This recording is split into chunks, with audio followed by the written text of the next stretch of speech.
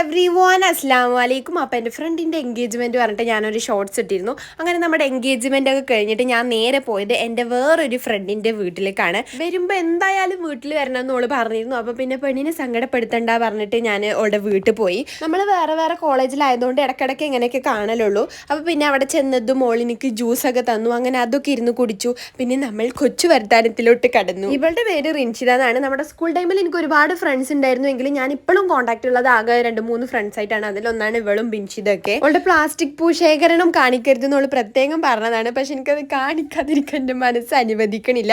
അങ്ങനെ പിന്നെ കുറച്ച് നേരം കഴിഞ്ഞപ്പോഴത്തേനും ഉമ്മ ഫോൺ വിളിച്ചു, ഞാൻ വരുന്നുണ്ട് പറഞ്ഞിട്ട്. ഇമ്മ എന്നെ ഇവിടെ ഡ്രോപ്പ് ആക്കിയിട്ട് നേരെ ചെറിയമാൻ്റെ വീട്ടിലേക്കാണ് പോയത്. അങ്ങനെ പിന്നെ ഉമ്മാനെ വെയിറ്റ് ചെയ്യേണ്ട നേരത്തെ നമ്മൾ കുറേ പൂവും വേലകളൊക്കെ പിച്ചിമാന്തി നിന്നു. അപ്പത്തിനും ഇമ്മ വന്നു. പിന്നെ ഓളുടെ അടുത്ത് ടാറ്റ ബൈ ബൈ പറഞ്ഞിട്ട് നമ്മൾ തിരിച്ചു പോന്നു.